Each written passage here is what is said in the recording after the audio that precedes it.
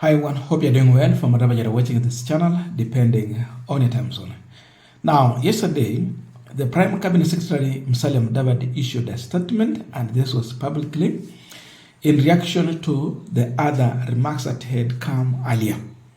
Mudavadi was speaking about, in fact, he was addressing those who serve in the cabinet. And his message was that you cannot be flying a flag courtesy of the president because you are now appointed by the president. Then you start casting passions against that administration at the very same time. According to him, a leader does not or should not show doubt. As a leader in the cabinet, you should not show confusion. You must speak and show direction. You should not speak as if you are a person who doesn't know where you are going to and where you are coming from. All of these are the words from one Musalia Mudavadi. Na watu wameuliza maswali ya kwamba nini kilimsukuma Mheshimiwa Musalia Mudavadi kusema haya mambo, and who was Musalia Mudavadi addressing in that very same speech. Again, is it a warning or what is that? Then the other question is, why publicly? Was there any other means Mudavadi would have used to communicate? Or there was no any other way he could have passed this information and he chose public?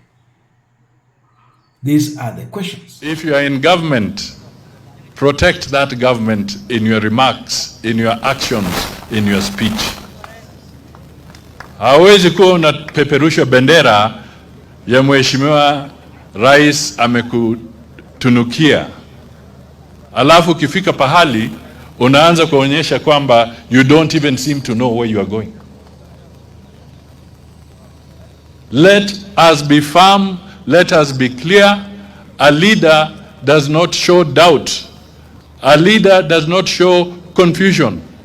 A leader speaks and shows direction. Kwa hivyo kama viongozi ambao wako wa kisiasa, let us not shy away to stand and defend President William Ruto and his government. We speak because we are part of it. If we don't defend it, the opposition will not defend it for you. It is us to defend it and to show what the government is doing and the plan that the government has. Now, when you listen to Musalia Mudavadi, then you go back to the previous statement, which was made by CS Weekly from Beth Oparanya. Then you connect the dots. Musalia Mudavadi was actually reacting to a statement that was issued by CS Oparanya. Oparanya made a statement, and in his remark, he said that it is becoming very hard to campaign for President Ruto and defend him because of the infight going on inside the ODM. Mmefanya imekuwa ngumu kupigia Mheshimiwa Rais debe. That was Oparanya. And that is clearly the statement that Musalia Mudavadi is reacting to. Tukifika mwezi wa 8, kama maendeleo itafanyika, ngojea 2027. Saa hiyo tunakimbia. Hata yule hapa anakimbia kudefend kiti yake. Hao MCA wako hapa wanakimbia. Utuomo akiwa hapa pia anakimbia. Utabla kiti yake. Ukisema mambo ya maendeleo saa hiyo hakuna mtu anakusikiza. lakini kwa sababu sasa hao wengine wanasema huyu si mzuri, afukuzwe. Na hii kitu ya kufukuza watu sasa wanafanya kazi yetu kuwa ngumu. Kazi yetu ya kutafutia rais kura imekuwa ngumu. Ukienda mahali unaulizwa kwa nini fulani alifukuzwa. Hata kule kwa bunge wanafukuza wengine, kule kwa bunge wengine wanataka kufukuzwa. Na hii ni kipindi cha Dar es Salaam. Hiyo itasaidia sisi? Tunataka sisi wote tuwe pamoja. Wakati huu kama mtu amekosea, sema sorry, tuendelee mbele. Tukifika 2027 tukae chini na tuuziane, tuulize, wewe ulikuwa umekosa hiko, urekebishe. Kama urekebishe, saa hiyo ni mapema, tukwambie haya, chukua njia yako. Lakini saa hii tukiendelea, huyo fukuzwa, saa hii nimetembea huku ni nyumbani, natembea na ulivyo maswali siwezi kujibu. Now, there is an issue that really angered Musalia Mudavadi after Oparanya's remarks. Why? Because there is also another statement that was issued by one Bishop Titus Hamala, the Lurambe Member of Parliament, who was elected on ODM ticket. He talked about how and why President Ruto will not have it easy. Then he talked about the issues who are using the Luya numbers for their own personal gain. That was Titus Hamala. That they want to say to them, when they are seeing there is a tarmac road here, they want to say to them, when they see there is a development going on here and there. But if it is the issue they are seeing as of late, whereby the president will come and launch a project, then after leaving, the tractors will go. No tipper, no nothing. The contractor disappear. And then you want them to say to them, it is not possible. Sasa huyo ni pia ni mtu wa ODM. Lazima sisi watu wa magharibi tujifikirie. Because in the past, tunadandia. People use us. Then wakati wanaenda kuongea na president, wanasema, Western tuwachie. Tuwachie tu Western. Hiyo will manage them. We are tired of being managed. For how long will we be managed? Watu wanagawana. Sasa ukiangalia barabara zetu hapa, miradi zetu, contractors wamepotea. Na hizo ndio zinaitwa deliverables. Tukiambia watu 2 term, tunataka tuseme 2 term na lami ndio hii imepita. 2 term stima tumeweka. Wale contractors wote tulipewa wameingia mitini. We don't know where they went to. I don't know. Yule alikuwa Shinyalu, I don't know. Kakamega Forest, I don't know. Jepsonoi, where did he go to?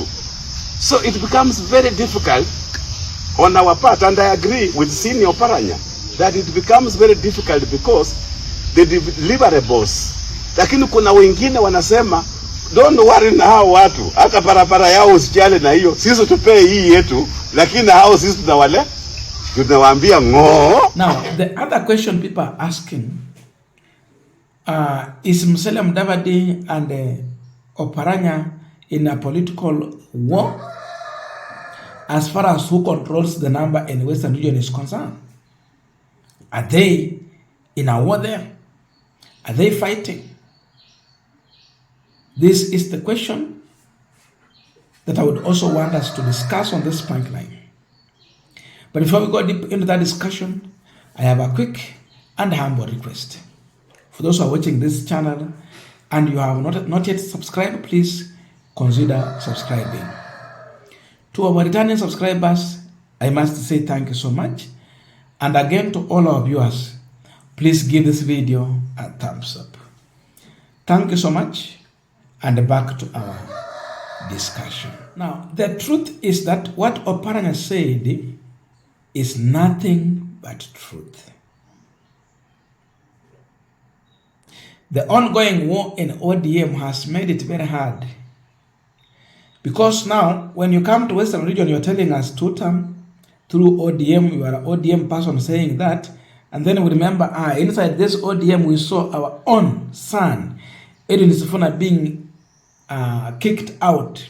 So why are you telling us two-term when you are kicking out our own people? The senior people in ODM, people who had voice, people who we saw they are heading to, to better positions. Then unawatoa unaweka watu wengine kama kina Omanya wenye hatuelewi,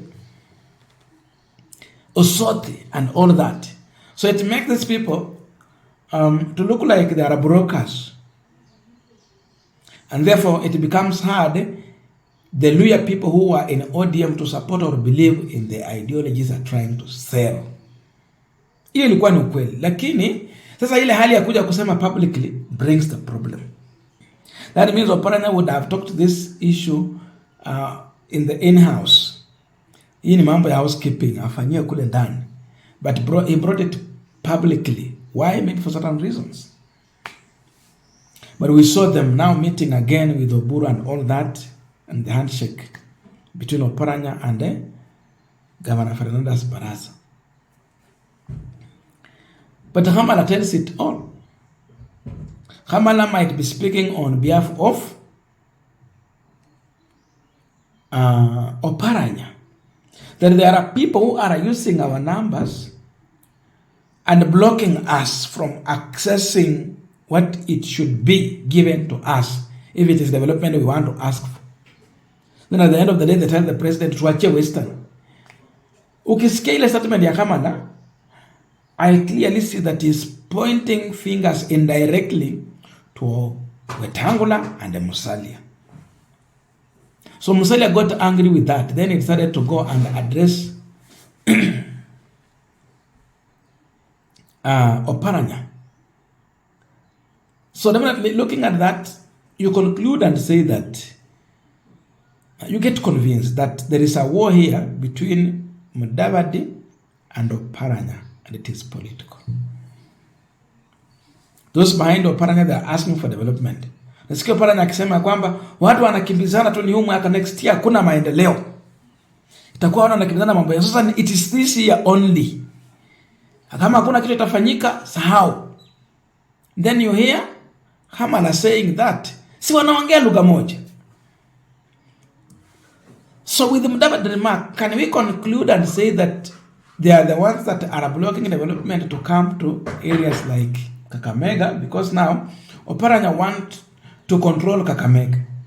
Mudavadi want to be in charge of Western. That means Kakamega, Vihiga, Busia. Alafu Wetangula anaachiwa kule. Na hata vile wameingia UDA ataingia paka kule. So there is an issue here whereby the other side is pushing for development.